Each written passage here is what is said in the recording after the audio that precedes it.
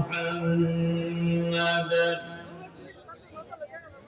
যুব ফোরাম হালি শহর চট্টগ্রাম কর্তৃক আয়োজিত আজকের ঐতিহাসিক সিরাতুন নবী সাল্লাল্লাহু আলাইহি ওয়াসাল্লাম মাহফিলের সম্মানিত স্বনামধন্য সভাপতি, উপস্থিত সম্মানিত উলামায়ে কেরাম, ইসলামী ব্যক্তিত্ববর্গ, চিন্তাবিদবৃন্দ, বুদ্ধিজীবীবৃন্দ, এলাকা এবং বিভিন্ন স্থান থেকে আগত বিদগ্ধজন, আমার সামনে বসে থাকা বীর চট্টলার তাওহীদি জনতা, আমাদের যুবক ভাইয়েরা, সন্তানতুল্য কিশোর এবং তরুণ সমাজ, আমাদের পরম শ্রদ্ধেয়া মা এবং বোনেরা, যারা বিভিন্ন জায়গায় আড়ালে বসে আলোচনা শুনছেন, সম্মানিত পথিক ভাইয়েরা, সম্মানিত ব্যবসায়ী ভাইয়েরা এবং যারা যেখানে বসে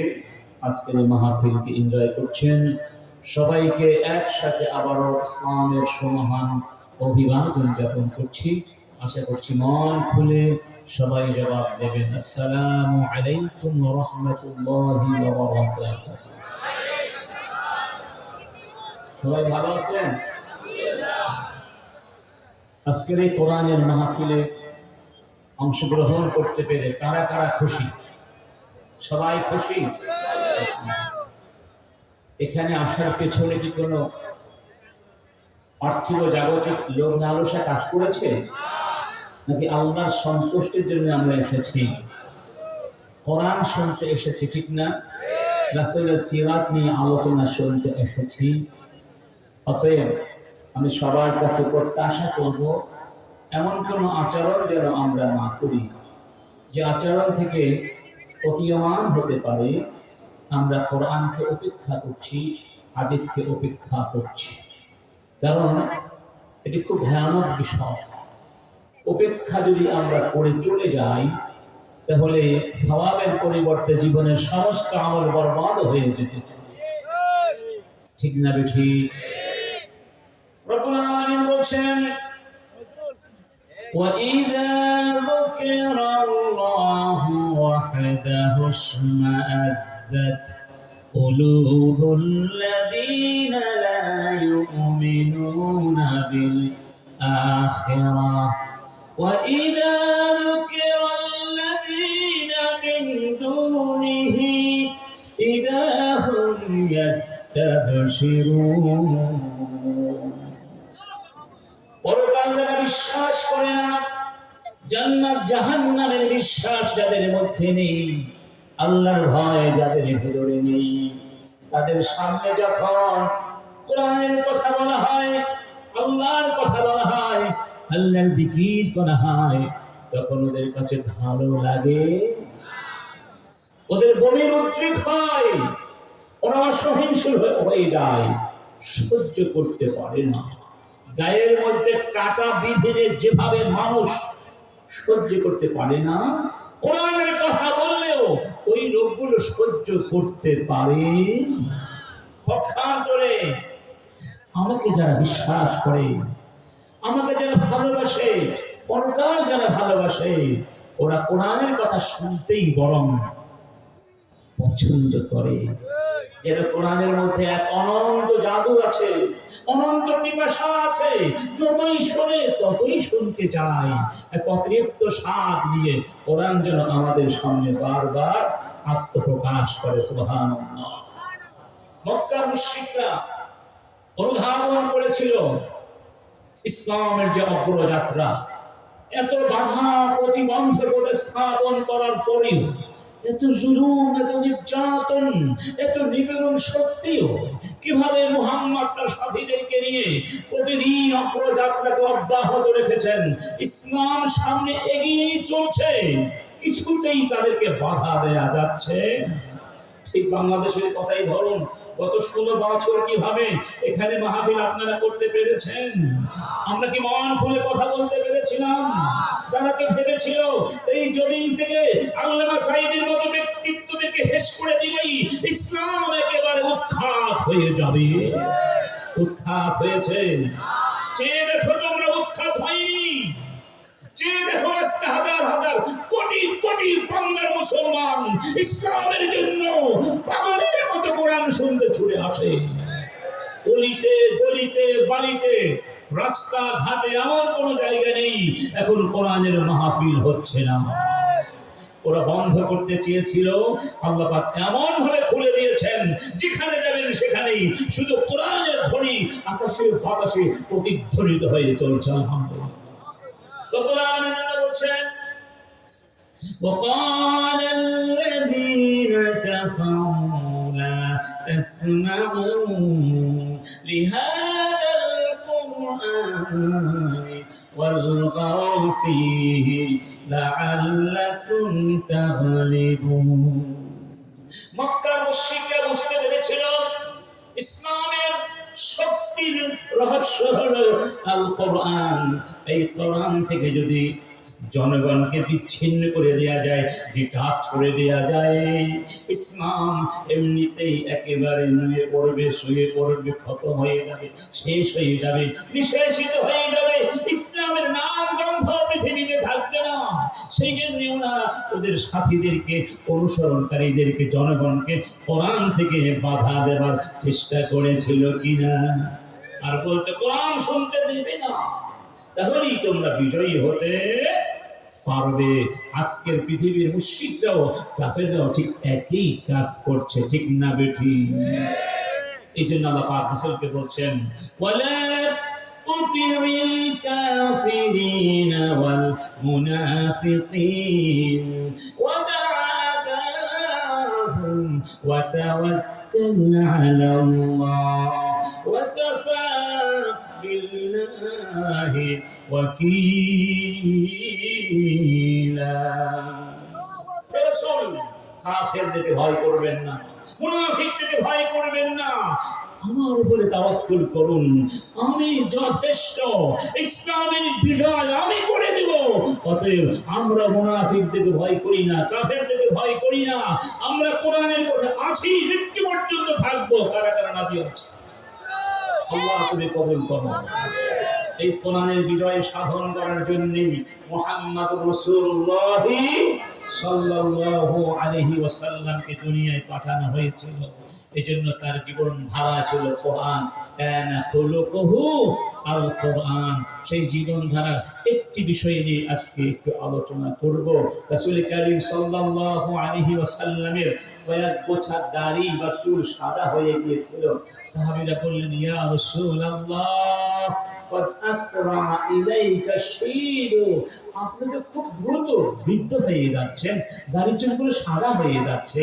রাসূল তখন বলেছিলেন, শাইয়াবাতনি হুদ ওয়া খাওয়াতুহা, সূরা হুদ এবং সূরা হুদের বোনেরা আমাকে বৃদ্ধ বানিয়ে দিয়েছে। সুবহানাল্লাহ। অর্থাৎ সূরা হুদের ভেতরে এবং সূরা হুদের মতো আরো কয়েকটা সূরা আছে, সেগুলো কি?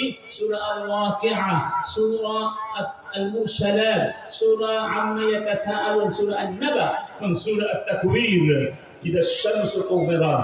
এই পাঁচটি সূরা আমাকে বৃদ্ধ বানিয়ে দিয়েছে। আল্লাহু আকবার। অথচ আমরা এই দুনিয়ার ভোগে বিভোর হয়ে আছি। আরো কি করে বাঁচা যায়, আরো কি করে যৌবনকে ধরে রাখা যায়, এই চিন্তাই তো এখন দুনিয়ার বেশিরভাগ মানুষ বিভোর হয়ে আছে, ঠিক না বেঠি? রাসূলের মতো ব্যক্তি বলছেন এই পাঁচটি সূরার ভেতরে পরকালের কিয়ামতের যে ভয়াবহ দৃশ্যপট অঙ্কন করা হয়েছে, এগুলো পড়তে পড়তে আমার দাড়ি চুলগুলো সাদা হয়ে যাচ্ছে। কারণ কিয়ামতের সেই ভয়াবহ দৃশ্যগুলো রাসূল কারীমের সামনে যেন সুস্পষ্ট বাস্তবেই যেন সেখানে তুলে ধরা হয়েছিল। সেই কোরআন এখনো আছে নাকি নাই? আছে নাকি নাই? আমরা সেই সূরা পাঁচটা থেকে একটি সূরা নিয়ে আজকে একটু কথা বলতে চাই। সবাই ইনশাআল্লাহ বসবেন, ইনশাআল্লাহ থাকবেন ইনশাআল্লাহ। সেই সূরাটির নাম হলো সূরা আল মুরসালাত, যে সূরাটির কয়েকটি আয়াত আমি প্রথমে আপনাদের সামনে তিলাওয়াত করেছি। সূরার নামটি কি? সূরা আল মুরসালাত, কোরআনুল কারীমের ৭৭ নম্বর সূরা। এই সূরার মধ্যে ৫০টি ছোট্ট ছোট্ট আয়াত রয়েছে। এই সূরার মধ্যে একটি আয়াত ১০ বার উল্লেখ করা হয়েছে। সেই আয়াতটি কি? ওয়াইলুন ইয়াউমাইযিল লিল মুকাযযিবিন।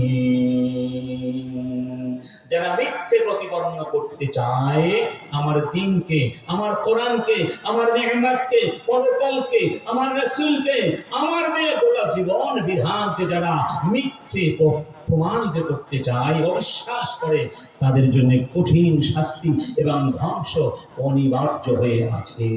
ইন্না লিল্লাহি। তাহলে বোঝা গেল আমরা যেন ইসলামের সত্যটাকে ধারণ করতে পারি, ইসলামের বিজয় লালন করতে পারি, কোরআনের সমস্ত বিধিবিধানকে মেনে নিয়ে গোটা জীবন সমাজ এবং পৃথিবীকে বিনির্মাণ করতে পারি। সেই জন্য এখানে পরোক্ষভাবে আমাদেরকে নির্দেশ এবং উৎসাহ দেওয়া হয়েছে। এই সূরার শুরুতে আল্লাহ সুবহানাহু ওয়া তাআলার শ্রেষ্ঠত্বতার মহিমা উল্লেখ করা হয়েছে। তারপরে আল্লাহ সুবহানাহু ওয়া তাআলা কিভাবে অস্বীকারীদেরকে, ইসলাম বিরোধীদেরকে, খোদাদ্রোহীদেরকে, নবীদের বিরুদ্ধে যারা দাঁড়িয়েছিল তাদেরকে ধ্বংস করে দিয়েছেন, সেই ধ্বংসের কিছু ইতিহাস তুলে ধরেছেন। এরপরে তিনি কিভাবে তার নিয়ামত দিয়ে আমাদেরকে বাঁচিয়ে রেখেছেন, কিছু বিশেষ বিশেষ নিয়ামতের কথা উল্লেখ করে আমাদেরকে তার আনুগত্যের প্রতি, ইসলামের প্রতি আহ্বান জানিয়েছেন।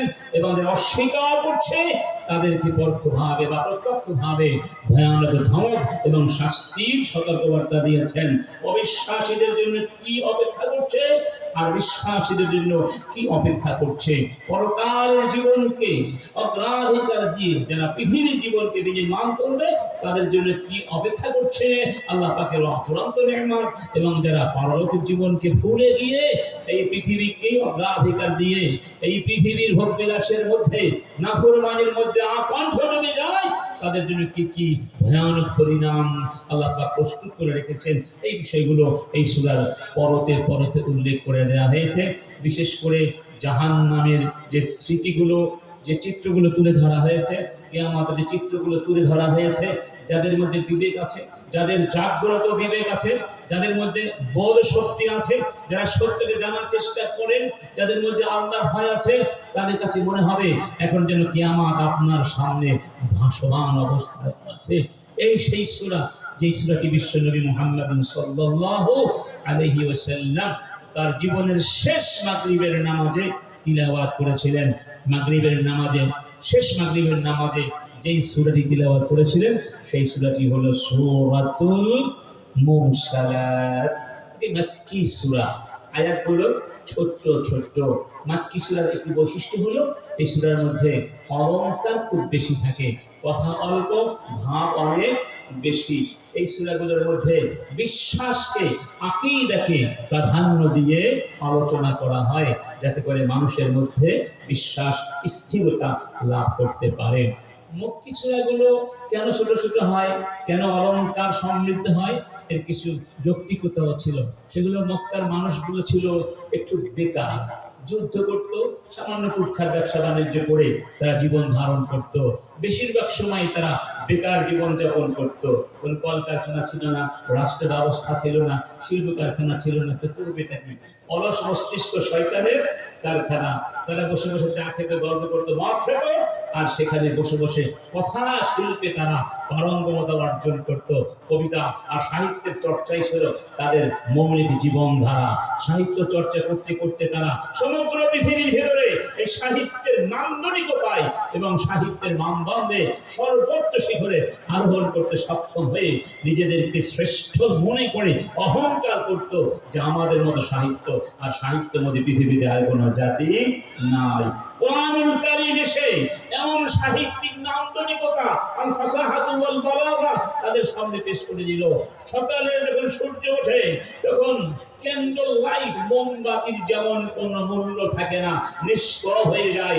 কোরআন আসার সাথে সাথে তাদের বহু বহু যুগের বছরের সেই সাহিত্য সাধনার প্রভাব নিষ্ফল হয়ে যায় এবং কোরআন এভাবেই প্রমাণ করে আমি শ্রেষ্ঠ তোমাদের ওই সব মানবীয় সাহিত্যের চেয়ে।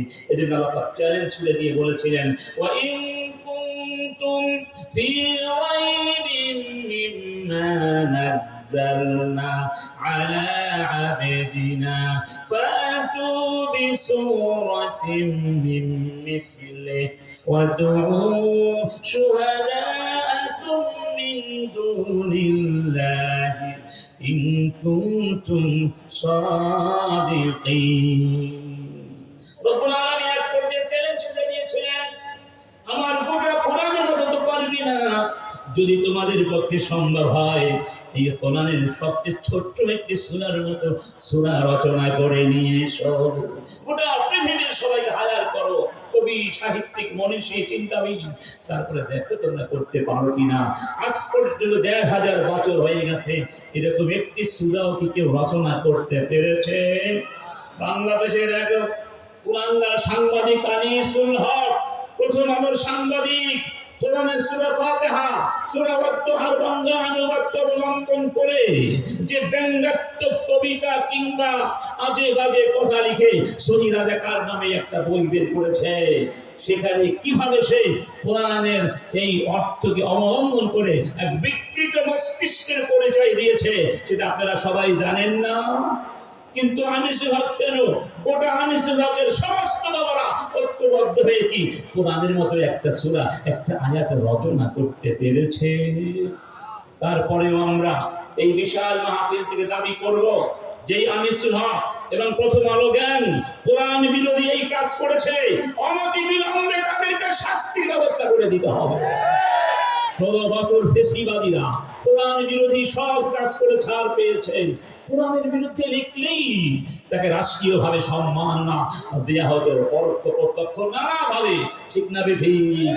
এই জন্য অনেকে কোরআন বিরোধী হয়ে পড়েছিল।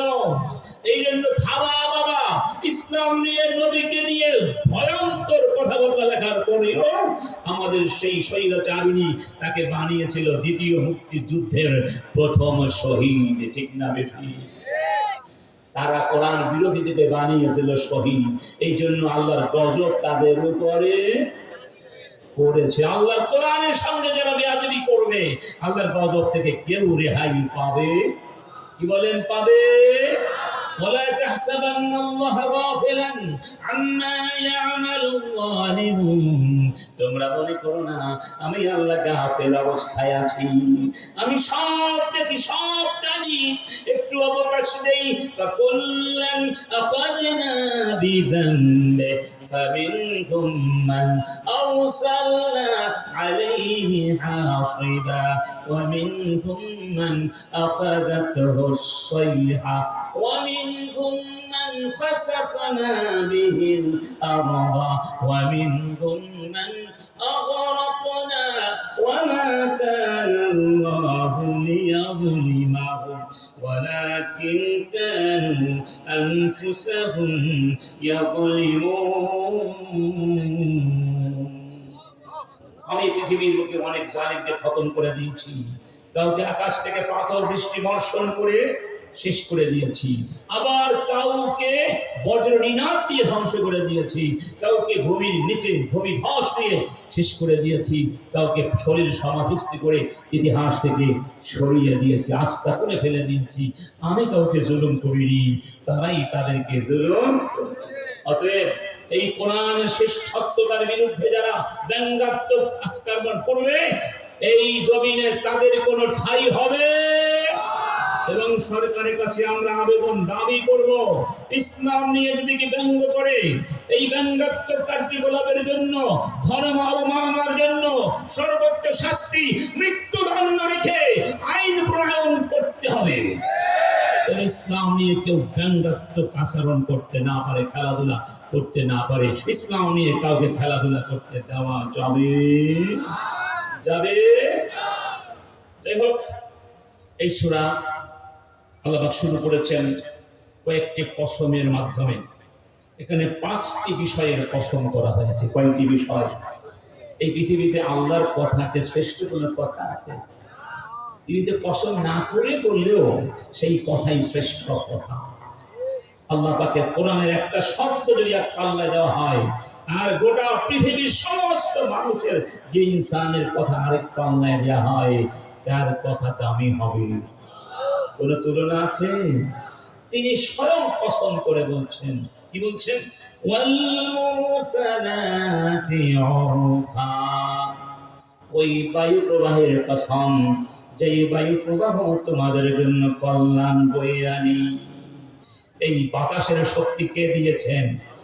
বাতাসকে আল্লাহ কখনো মানুষের কল্যাণ করতে পাঠান, আবার ওই বাতাস দিয়ে আবার কখনো আল্লাহ মানুষকে ধ্বংস করে দেন। তাহলে শক্তি কি বাতাসের ভেতরে না আল্লাহর ভেতরে? যে আগুন দিয়ে মানুষকে জ্বালিয়ে পুড়িয়ে ছাই করে দেওয়া হয়, সেই আগুনই কিন্তু আবার ইব্রাহিম আলাইহিস সালামের জন্য ফুলের বাগান হয়ে গিয়েছিল, ঠিক না বেঠিক? যেই পানির ভিতরে রাস্তা করে দিয়ে আল্লাহ মূসা আলাইহিস সালামকে বাঁচিয়ে দিয়েছিলেন, ফাওহাইনা ইলা মূসা আন ইদরিব বিআসাকাল বাহর ফানফালাকা ফাকানা কুল্লু ফিরকিন কাত-তাউদিল আযীম, সেই পানি দিয়ে আল্লাহ পাক আবার ফেরাউনকে ধ্বংস করে দিলেন। তাহলে সমস্ত ক্ষমতা কার হাতে? আল্লাহ বুঝাতে চাইলেন, খবরদার, আমি ইচ্ছে করলে তোমাদেরকে যে কোনো মুহূর্তে ওই বাতাস দিয়ে ধ্বংস করে দিতে পারি, কিন্তু আমার ক্ষমতা আছে নাকি না? فإن أعرضوا فقل أنذرتكم صاعقة مثل صاعقة عاد وثمود। হে নবী, ওরা যদি এরপরে মুখ ফিরিয়ে নেয়, ওদেরকে সাবধান করে দিন, আমি আদ থামুদ এই সব জাতি গোষ্ঠীকে যেভাবে বজ্র নিনাদ দিয়ে শেষ করে দিয়েছিলাম, ওদেরকেও কিন্তু আমি শেষ করে দিতে পারি। ক্ষমতা আছে। এই মুহূর্তে যদি ভূমিকম্প হয়, পৃথিবীকে বাঁচাতে পারবে? সমুদ্রের মাঝে ভয়ঙ্কর ঢেউ উঠল, পৃথিবীর কোন শক্তি আপনাকে বাঁচাবার ক্ষমতা রাখে? সমস্ত ক্ষমতা কার হাতে? লাহু মাকালিদুস সামাওয়াতি ওয়াল আরদ, আকাশ আর জমিনের সাম্রাজ্যের চাবি কার হাতে? তাহলে মানুষ দাসত্ব করবে কার? ইবাদত করবে কার? ক্ষমা চাইবে কার কাছে? মুক্তি চাইবে কার কাছে? উদ্ধার প্রার্থনা করবে কার কাছে? তাহলে এই মানুষ তার শিক্ষা ব্যবস্থা প্রবর্তন করবে কার বিধান দিয়ে? এই মানুষের বিচার ব্যবস্থা চলবে কার বিধান দিয়ে? এই মানুষের পরিবার চলবে কার বিধান দিয়ে? এই মানুষের সব কিছু চলবে কার বিধান দিয়ে? বুঝে শুনে বলেছেন তো? সবাই বুঝে বলেছেন? আপনার দেশের বিচার ব্যবস্থা কি আল্লাহর বিধান দিয়ে চলছে? আপনি কি কিছু বলেছেন? আপনার দেশের নির্বাচন ব্যবস্থা কি আল্লাহর কোরআন দিয়ে চলছে? আপনার দেশের কলকারখানা কি ইসলামের বিধান দিয়ে চলছে? ইসলামের বিধান দিয়ে চললে ব্যাংকগুলো লুটপাট করে ফতুর করার কোন সুযোগ ছিল? ইসলামের বিধান দিয়ে চললে আপনাদের ভোটাধিকার ডাকাতি করবার ক্ষমতা কারোই ছিল না। ইসলামের বিধান দিয়ে চললে আজকে বিনোদনের নামে, সংস্কৃতির নামে যে সমস্ত কুফর, শিরক এবং অশ্লীল ভাবধারা, অশ্লীল আচরণ চাপিয়ে দেওয়া হয়েছে, যার ফলশ্রুতিতে আমাদের যুব সমাজের চরিত্র খুন হয়ে যাচ্ছে, ধ্বংস হয়ে যাচ্ছে, এটা হতো। সুবহানাল্লাহ বলবেন? এই যে বিশাল মাহফিল হয়, ধরুন এই মাহফিল গুলো পত্র পত্রিকায় আসে কতটুকু? ওই নাস্তিকা 10 জন 12 জন মিলে একটা ছোট্ট মানববন্ধন করলে প্রথম আলোর ফার্স্ট হিডিং হয়ে যেত, আর লক্ষ লক্ষ মানুষ যখন মাহফিল আসতো আল্লামা সাঈদী সাহেবের, তখন প্রথম আলোর চোখ অন্ধ হয়ে যেত। ইসলামকে ওরা সহ্য করতে পারে? ইসলামকে ওরা সহ্য করতে পারে? 16 বছর 53 বছর দেখেছি, আর সহ্য করা হবে না। এই জমি ইসলাম বিরোধী কোন পত্র পত্রিকা থাকতে পারবে না। রেডিও, টেলিভিশন, সিনেমা, নাটকে এতদিন তোমরা দাড়িওয়ালা টুপিওয়ালাদেরকে ভিলেন বানিয়েছ, রাজাকার বানিয়েছ, জঙ্গি বানিয়েছ। আজকে থেকে যদি তোমরা এই কাজ করো, তোমাদের সিনেমা চালিয়ে পুড়িয়ে ছাই করে দেওয়া হবে, তোমাদের নাটক চালিয়ে পুড়িয়ে ছাই করে দেওয়া হবে। সীমা লঙ্ঘন করলে এই জমিনে আর তোমাদের কোনো ছাই নাই। ভালো কাজ করবে, বৈধ কাজ করবে, গঠনমূলক কাজ করো, যুবকদের ভেতরে নৈতিকতা সৃষ্টি করো, ভালো ভালো কাজ করো, আমরা তোমাদেরকে সাপোর্ট করব। কিন্তু অন্যায় করবে, এই জমিনে আর ছাড় দেয়া হবে। সবাই একমত? সবাই একমত?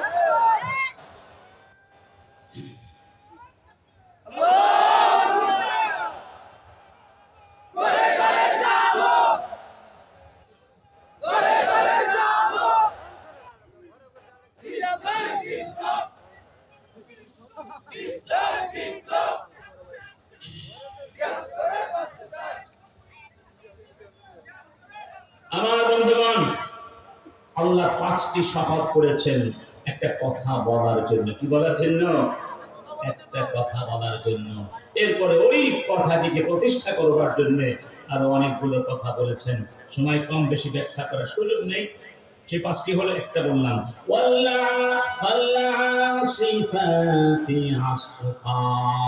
ওই বাতাসের কসম, ওই বায়ু প্রবাহের কসম যা তোমাদের জন্য কল্যাণ বয়ে আনে, শক্তিশালী বাতাস। যেই বায়ু প্রবাহ কিংবা ফেরেশতা দুটোই হতে পারে, যারা আকাশের মেঘে মালাকে সঞ্চারিত করে দেয়।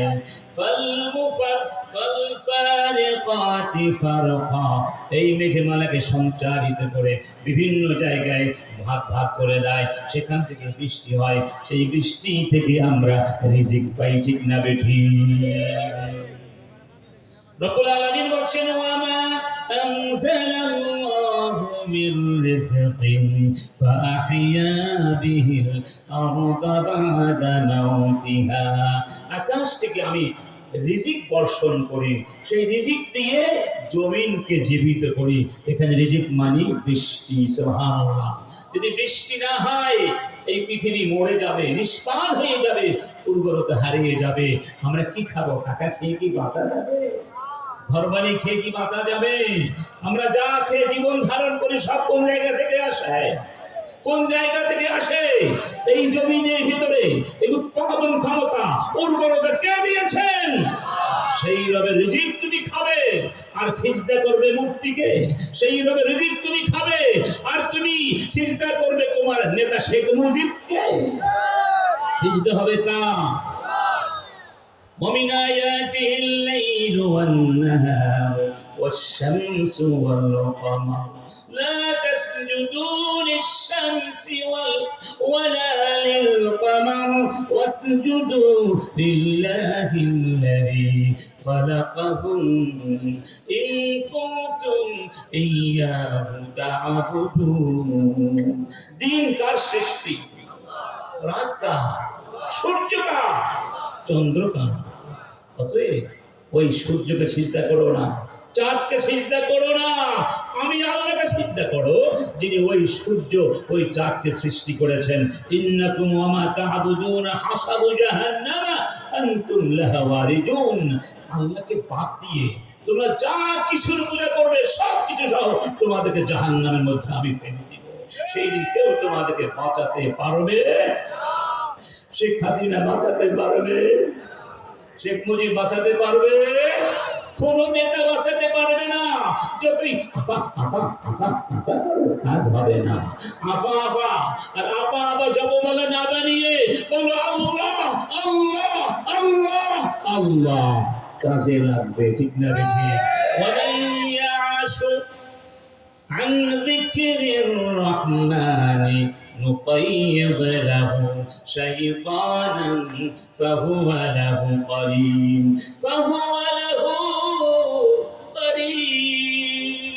আল্লাহর জিকির তো যারা ভরে যায়, আমি একটা শয়তানকে তাদের বন্ধু বানিয়ে দেই, ওই শয়তান তার নেতা হয়ে যায়। আল্লাহর সাথে যারা থাকে না তাদের নেতা হয় কারা? তাদের নেতা হয় কারা? শায়াতিনুল ইনসি ওয়াল জিন। কিছু শয়তান মানুষ, কিছু শয়তান কি জিন। মানুষও শয়তান হতে পারে কি পারে না? যারা বাংলা ঘর, আয়না ঘর বানিয়েছিল বাংলাদেশে, তারা কি মানুষকে শয়তান আর মানবরূপী শয়তান। যারা পাঠ্যপুস্তকে ওই ছোট্ট ছোট্ট বাচ্চাগুলোকে শরীফ থেকে শরীফার গল্প বানিয়ে ট্রান্সজেন্ডার করাতে চেয়েছিল, তারা কি মানুষকে মানুষরূপী শয়তান? একমত সবাই? একমত? যারা হেলিকপ্টার থেকে মানুষকে গুলি করে মেরেছিল, তারা মানুষ না মানুষরূপী শয়তান। যারা আমাদের বাচ্চাদেরকে গুলি চালিয়েছিল, আবু সাঈদের বুকে গুলি চালিয়ে একজন নিরস্ত্র মানুষকে হত্যা করে আস্ফালন দেখিয়েছিল, আমাদের বাচ্চাদের রাজাকারের বাচ্চা বলে অহংকার দেখিয়েছিল, তারা কি মানুষ না মানুষরূপী শয়তান? আমাদের সংগ্রাম এই শয়তানের বিরুদ্ধে। ইন্নাশ শাইতানা কানা লিল ইনসানি আদুওয়াম মুবিন। এই পাঁচটি আল্লাহ পাক বলেন ফাল মুলকিয়াতি যিকরা, ওই সব ফেরেশতাদের কসম, আপনার জন্য আমার জন্য আল্লাহ ছাড়া কারো নামে কসম করা জায়েজ নাই, কিন্তু আল্লাহর জন্য জায়েজ আছে। তবে আল্লাহ সুবহানাহু ওয়া তাআলা এমন বস্তুর কসম করেন যেই বস্তুর গুরুত্ব অনেক। ওই ফেরেশতাদের কথা বলছেন যে আল্লাহর পক্ষ থেকে ওহী প্রাপ্ত হয়ে নবীদের কাছে তা পৌঁছিয়ে দেন। সুবহান। সেই ফেরেশতাদের কসম করে কি বলছেন? কসমের কারণ কি? এই কথাটা বলা, ইন্না মা তুআদুনা লাওয়াকিব, সাবধান, তোমাদের সাথে আমি যে ওয়াদা করেছি, তোমাদেরকে যেই দিনের সতর্কবার্তা উচ্চারণ করে দেওয়া হয়েছে, তোমরা যত বড় শক্তিশালী হোক না কেন, তোমাদের যত ক্ষমতা থাকুক না কেন, আমার কাছে কিন্তু একদিন আসতে হবে। সেই পরকালের ব্যাপারে আমি কিন্তু ওয়াদা করেছি, এই ওয়াদাতে সত্য সত্য, তার মধ্যে কোনো সন্দেহ। এবং সেই ওয়াদার পূর্বাভাস কি? আল্লাহ বলছেন ফাইদান নুজুমু তুমিসাত, সাবধান হয়ে যাও, ওই আকাশের বুকে রাতের অন্ধকারে সুন্দর নক্ষত্রমালা জ্বলে উঠে আলোক প্রভা ছড়ায়, এমন একটা সময় আসবি ওই নক্ষত্রের আলোগুলো নিভে যাবে। ওয়া ইদাস সামাউ ফুরিজাত, যে আকাশকে আমি তোমাদের উপরে ছাদ স্বরূপ, আবরণ স্বরূপ বানিয়ে দিয়েছি, কোনো খুঁটি নাই, কিছু নাই। সেই দিন ওই আকাশ ভেঙে খান খান হয়ে যাবে, ভেঙে খান খান হয়ে যাবে, সব কিছু একাকার মেশাকার হয়ে যাবে। ওয়াইদাল জিবালু নুসিফাত, এই যে বিশাল বিশাল শক্তিমান পাহাড়গুলো দেখো, এই পাহাড়গুলো আমি কিলো হিসাবে জমিনে মেরে দিয়েছি। এই পাহাড়গুলো থাকার কারণে এই পৃথিবী তোমাদেরকে নিয়ে নাড়াচাড়া করে না। সেই পাহাড়গুলোকে আমি ধুলাবালির মতো বানিয়ে দেবো। ইন্না লিল্লাহি, একটু চিন্তা করুন তো অবস্থাটা কেমন হতে পারে। ইয়াউমা তারাউনাহা ইন্না যালজালাতাস সাআতি শাইউন আযীম, সেই কিয়ামতের মহাপ্রকম্প বড় কঠিন জিনিস হবে।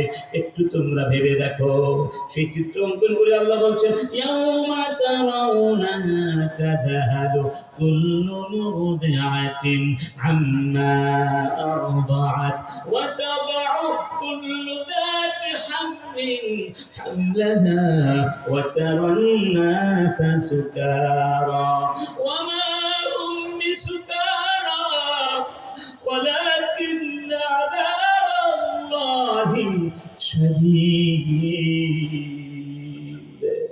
সেই কম্পন যখন শুরু হয়ে যাবে, যেই মা সন্তানকে দুগ্ধ পান করান, সন্তানের চিৎকার শুনলে মা পাগলের মতো দৌড়ে এসে বলে বাবা কষ্ট পেয়েছে, ক্ষুধা লেগেছে বাবা। সন্তান বেয়াদবি করে, দুষ্টামি করে, মা সন্তানকে ঘর থেকে বের করে দেয়, ঘরে আর তোকে ঢুকাবো না, হয় না? এই সন্তান রাগ করে চলে যায়, টই টই করে ঘুরে বেড়ায়, কেউ তো মায়ের মতো আদর করে কাছে নিয়ে খাবার দেয় না, আবার ঘুরে ঘুরে মায়ের দুয়ারে এসে দরজা নক করে, মা গো মা, দরজা খোলো মা, আর দুষ্টামি করবো না। মা বলে দরজা খুলবই না। কিছুক্ষণ যখন বাচ্চা কান্নাকাটি করে, মায়ের বুকের ভিতরে ভালোবাসা স্নেহের দরিয়ায় জোয়ার জেগে ওঠে, দুয়ার খুলে বাচ্চাকে কোলে জড়িয়ে হয়ে কাঁদতে করে বাবা অনেক কষ্ট হয়েছে তোর, বাবা আয় ভাত খেয়ে যা। এমন দরদি মা, যার মতো দরদি পৃথিবীর বুকে কেউ নেই। সেই মা তার দুধের শিশুকে ছেড়ে ঘুরে দৌড়াদৌড়ি শুরু করে দিবে। যেই মা সন্তান সম্ভাবা অন্তঃসত্ত্বা ভয়ে আতঙ্কে তার গর্ভগুলো পাক হয়ে যাবে, আর মানুষগুলো দৌড়াদৌড়ি শুরু করবে, কোনো উপায় নেই। ফাইদা বারিকাল বাসার ওয়া খাসাফাল কমার ওয়া জুমিআশ শামসু ওয়াল কমার ইয়াকুলুল ইনসানু ইয়াওমাইযিন আইনাল মাফার কাল্লা ইলা রাব্বিকা ইয়াওমাইযিনিল মুস্তাকার। চাঁদের আলো নিভে যাবে, সূর্যের আলো নিভে যাবে, গোটা পৃথিবীর সমস্ত ব্যবস্থাপনা তছনছ হয়ে যাবে। মানুষ চিৎকার করে কাঁদবে আর বলবে, কোথাও পালাবার কি কোনো জায়গা আছে? রব্বুল আলামিন বলছেন, না না না, কোনো জায়গা নাই। আজকে তোমাদেরকে আমার কাছে ফিরে আসতে হবে। ইয়াউমা তুবাদদালুল আরদু গায়রাল আরদি ওয়াস সামাওয়াত ওয়া বারাজু লিল্লাহিল ওয়াহিদিল কাহ্হার। সবাই গিয়ে হাজির হবে কার সামনে?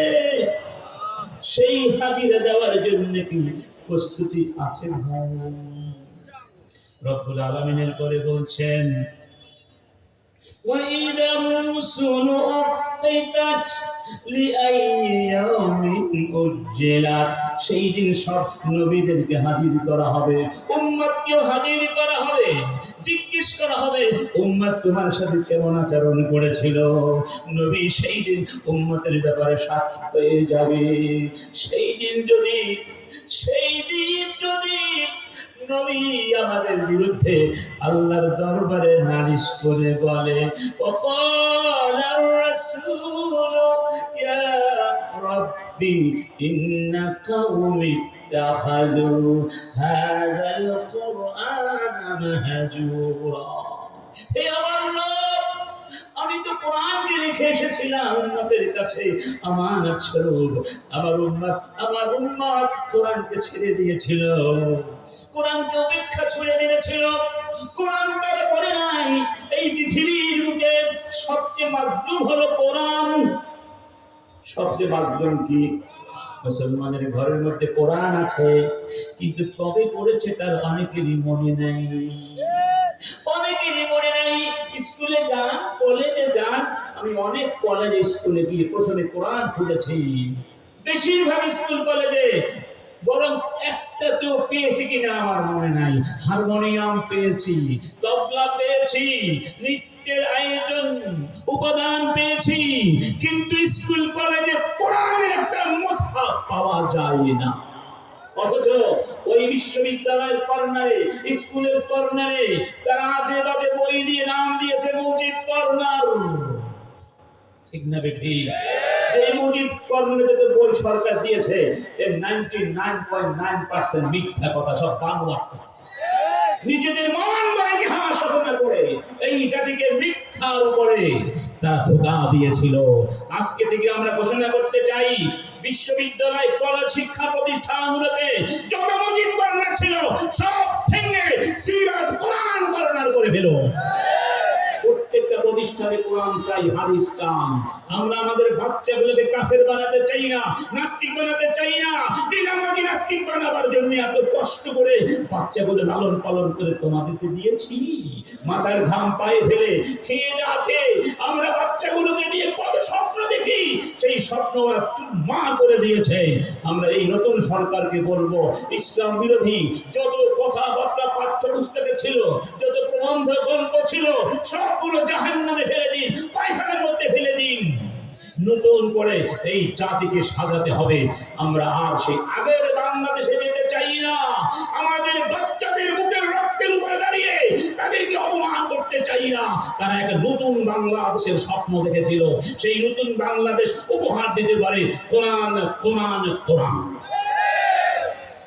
আমার বন্ধুগণ,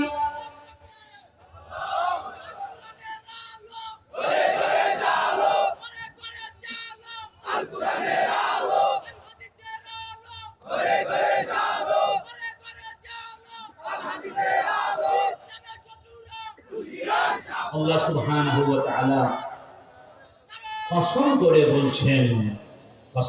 বলছেন কিয়ামত সত্য। কিয়ামত কি? এরপরে বলছেন কিয়ামতের সত্য, সেই আলামতগুলো বলে তারপরে বলছেন এগুলো কখন হবে জানো? এই কাজগুলো কখন হবে? ইয়াউমিল ফাসল। সেটা হবে ইয়াউমুল ফাসল, সেটা হবে নিষ্পত্তির দিন। কারা জাহান্নামে যাবে, কারা জান্নাতে। ওয়ামতাজুল ইয়াওমা আইয়ুহাল মুজরিমুন। সেই দিন বলা হবে, হে নাফরমানের দল, আলাদা হয়ে যাও। ঈমানদাররা আলাদা হয়ে যাবে, নাফরমানরা আলাদা হয়ে যাবে। আল্লাযীনা কাফারু ইত্তাবাউল বাতিলা ওয়াল্লাযীনা আমানু ইত্তাবাউল হাক্কা মিন রাব্বিহিম। যারা কাফের তারা বাতিল গ্রহণ করেছিল, যারা ঈমানদার তারা সত্য গ্রহণ করেছিল। সেই দিন সত্য আর মিথ্যা কি হয়ে যাবে? আলাদা। সত্যবাদীরা আলাদা হয়ে যাবে। সুবহানাল্লাহ। এবং সেই দিন কি হবে? ওয়াইল, সবাই বলুন না, ওয়াইল ইয়াউমাইযিল লিল মুকাযযিবিন। তোমরা যারা ওই কিয়ামতকে অস্বীকার করেছিলে, ওই কোরআনকে অস্বীকার করেছিলে, আমার নেয়ামতগুলো অস্বীকার করেছিলে, এত সুন্দর করে বুঝিয়ে দেবার পরেও তোমরা বিশ্বাস করো নাই, তোমাদের জন্য সেই দিন ওয়াইলুন, ধ্বংস অপেক্ষা করছে। এখন প্রশ্ন হলো, যারা অস্বীকার করে আল্লাহকে পরকালকে, তাদেরকে আল্লাহ যে আযাব দেবেন, এটা কি শুধু পরকালেই দেবেন না দুনিয়াতে কিছু দিয়েছেন? এখানে সেই কথাগুলো বলছেন, দুনিয়াতেও দিয়েছি, পরকালেও দেব, আর আমি যে দিতে পারি সেটা দেখতে চাও, তাহলে শোনো। আল্লাহ পাক বলছেন, আলাম নুহলিকিল আউওয়ালিন সুম্মা নুতবিহুমুল আখিরিন কাযালিকা নাফআলু বিল মুজরিমিন ওয়াইলুন ইয়াওমাইযিল লিল মুকাযযিবিন। অস্বীকার তোমরা যারা করছো, দুঃসাহস দেখাচ্ছ, ইসলাম নিয়ে ব্যঙ্গ করে দুঃসাহস দেখাচ্ছ, শোনো, আমি তোমাদের আগে অনেককে ধ্বংস করে দিয়েছি এবং তাদের পরেও বাকিদেরকে ধ্বংস করে দিয়েছি।